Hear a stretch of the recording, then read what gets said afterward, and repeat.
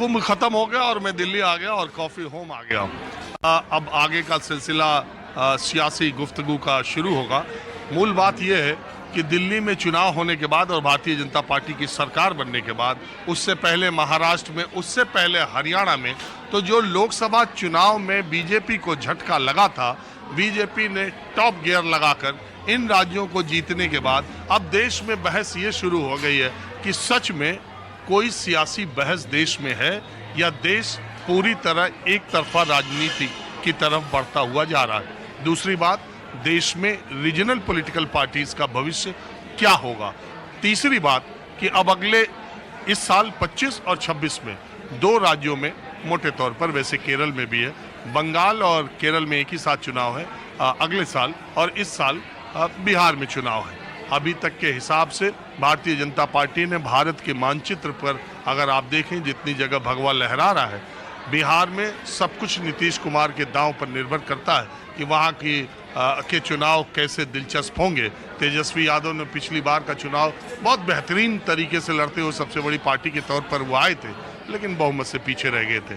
पश्चिम बंगाल में लगातार ममता बनर्जी 2 बार बीजेपी को, इधर प्रधानमंत्री नरेंद्र मोदी के केंद्र राजनीति में आने के बाद 2 बार बीजेपी को हरा चुकी है, लेकिन अब पूरा जोर भारतीय जनता पार्टी का बिहार और बंगाल में अपने बूते पर सरकार बनाने के लिए रहेगा।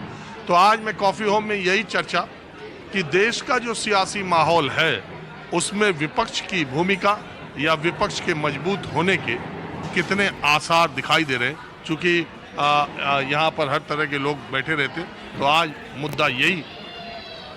तो आपका नाम क्या है? ना, पहले आपसे ही शुरू होगा। आपका नाम क्या है? मेरा नाम अरुण माझी। हाँ? अरुण माझी। अरुण माझी जी, आप तो बंगाल से हैं? बंगाल से, दिल्ली में ही रहने वाला हूँ। अरे मूलतः तो बंगाल से है। हाँ, नहीं, बंगाल दिल्ली में तो है ही ना, परमानेंटली बंगाल दिल्ली में ही हूँ। है तो बंगाली। हाँ, ओरिजिनली बंगाली तो है। बस बात तो यहीं से शुरू हो गई। हाँ, बताइए। ये देश में बीजेपी की जो चुनावी राजनीति में लगातार सफलता मिलते जा रही है, आपको लगता है कि अब देश में कोई सियासी बहस की गुंजाइश है? बीजेपी को कोई चुनौती देने वाली शक्तियां निकट भविष्य में? हाँ, निकट भविष्य में तो बीजेपी को तो चुनौती देने वाला शक्ति है ही।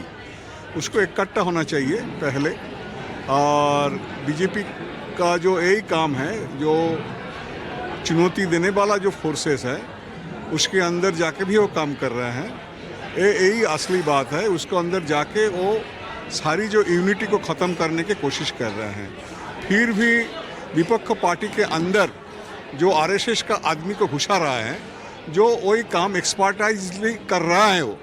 और ये बीजेपी केवल एक नहीं है, बीजेपी तो एक आरएसएस का एक फ्रंट लाइन जो ऑर्गेनाइजेशन है वो है। जो आरएसएस का जो एजेंडा है वो एजेंडा में शामिल हो गया भारत की बहुत अपोजिशन पार्टी भी साइलेंटली। उसके बावजूद भी जो डेमोक्रेटिक फोर्सेस है भारत में, वो डेमोक्रेटिक फोर्स भी अभी सोच रहा है इसको कैसे चुनौती देने के लिए जो तरीका होता है वो भी कोशिश हो रहा है। वो बाहर में स्पष्टीकरण हो रहा नहीं, ये भी अच्छी बात है। ये नहीं है उसको चुनौती नहीं देने वाला कोई आदमी है, उसको चुनौती देंगे, जल्दी से जल्दी देंगे, कारण वो बहुत क्राइसिस में है। वो वेरी रिसेंटली जो प्राइम मिनिस्टर मोदी बताया दुनिया का क्राइसिस है, हमारे इधर क्राइसिस नहीं है। वो इसी कारण से बोल रहे हैं, वो क्राइसिस का समझ रहा है क्या क्राइसिस है, उसके ऊपर कैसे चुनौती आएगा, उसको कैसे ध्वस्त होगा, वो भी खुद जानते हैं। वो अपना मनोबल बढ़ाने के लिए ये सब बात कर रहे हैं। वो अंदर से डरे हुए हैं, भयंकर डरे हुए हैं। क्यों वो डरे रहेंगे? हर जगह उनका राज हो रहा है, हर जगह चुनाव जीत रहे हैं, हर जगह की जनता का साथ मिल रहा है, वो क्यों डरेंगे? देखिए, वो चुनाव जीतना ये कोई सवाल नहीं है। चुनाव तो जीत रहा है कॉरपोरेट के कंधा में। कॉरपोरेट अपना ही जो खुद क्राइसिस में है।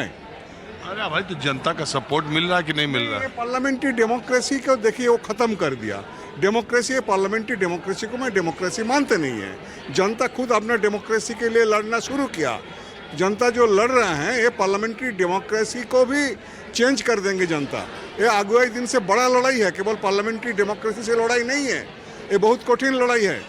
वो जो आरएसएस और बीजेपी का जो फोर्स है उसका जो लड़ाई है, जनता भी इकट्ठा हो रहा है, उसको कैसे ध्वस्त करना केवल पार्लियामेंट में होता नहीं है। एक बात बताइए, बंगाल में ममता बनर्जी का इस बार क्या होगा? देखिए, ममता बनर्जी बीजेपी का कोई फर्क नहीं है।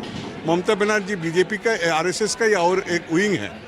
हाँ, यार सुन के चलिए, आरएसएस के विंग है, बहुत लोग जानते नहीं है। ममता बनर्जी के कारण से बंगाल में पोलराइजेशन हुआ है। हिंदू मुसलमान को पोलराइजेशन कौन किया? ममता किया। ये बाहर का लोग जानते नहीं है। बाहर का लोग ममता को मानते हैं वो बीजेपी के खिलाफ है, वो नहीं है। कारण क्या है? जो आरएसएस का प्रोग्राम आप कहाँ कम्युनिस्ट है? मैं कम्युनिस्ट है, डेमोक्रेट है, और क्या सुनना चाहती है? मैं ह्यूमन राइट्स एक्टिविस्ट है। वो तो हम समझ गए, जब ममता को आप बोल रहे हैं आरएसएस, तो हम समझ गए आप कम्युनिस्ट है। कम्युनिस्ट तो कहीं बचे ही नहीं। नहीं है, डेमोक्रेटिक एक सोच मातना है। कम्युनिस्ट भी है, डेमोक्रेट भी है। जो डेमोक्रेट लोग हैं बंगाल में वो ममता के खिलाफ है। वो ठीक है, आपकी बात है, आपकी विचारधारा। ठीक है। लेकिन कम्युनिस्ट तो सिकुड़ते चले जा रहे। केरल है, देखो। कम्युनिस्ट का कोई सवाल नहीं है। कम्युनिस्ट ऐसा, देखिए, ये सवाल नहीं है। आपका डिफरेंट पर्सपेक्टिव में आपको सोचना है। डिफरेंट पर्सपेक्टिव ऐसा है, डेमोक्रेटिक जो पॉलिटिक्स होता है वो अचानक चेंज हो जाते हैं, उसका भी पॉसिबिलिटी है बंगाल में। बंगाल में जो आरएसएस का प्रोजेक्ट है कांग्रेस मुक्त भारत, वो कांग्रेस मुक्त भारत कराने के लिए ममता ही आगे है। कारण क्या है? जो लास्ट एक साल पहले जो एक कांग्रेस से एक जो चुनाव लड़के जीता है, उसको भी आरएसएस के कारण से ही ममता उसको अंतर्भुक्त कर लिया, टीएमसी में कर लिया। उसका जो प्रोजेक्ट है आरएसएस का, वो प्रोजेक्ट बीजेपी और ममता मिलकर कर रहे हैं। कांग्रेस मुक्त भारत, कम्युनिस्ट मुक्त भारत, इसको सोचना चाहिए। इमोशनली बात नहीं है। ममता उसका ही है। आरएसएस का दुर्गा है ममता। आरएसएस अनाउंस किया है मेरा दुर्गा है वो। इसको सोचना चाहिए। इतना लड़ाई लड़ रही बीजेपी से ममता, लगी कम्युनिस्ट लोगों का कुछ हो जा रहा है। अरे कुछ लड़ाई नहीं बीजेपी के साथ। सुनो, एक बात बताएं कि आप ये बोले, एक बार सुनो, हमारी भी सुन लीजिए। आप ही बोल रहे हैं। अभी बंगाल में आप जाओगे ना, तो टीएमसी वाले क्या बोलते हैं मालूम है? आप बोल रहे हो कि ममता आरएसएस के और बीजेपी से मिली हुई है, और टीएमसी वाले क्या बोलते हैं कम्युनिस्टों को मालूम है? जहाँ वाम है वहीं राम है। जो जहाँ तो वो बोलते हैं, वो जो वामपंथी थे वही राम राम अब चिल्ला रहे हैं, वो टीएमसी वाले बोलते हैं। उसका वो स्ट्रेटेजी है। मेन क्वेश्चन है बंगाल में कम्युनल पोलराइजेशन करना। एक काम लास्ट 15 साल में ममता बनर्जी पोलराइजेशन कर दिया। काम क्या है? आपको एक्शन में जाना है। आपका बात में कोई होता नहीं। पीपल शुड बी जजेस by his, not by his speeches. People and political parties should be judges by their behavior, their action, what action they have done. वो complete polarization किया है।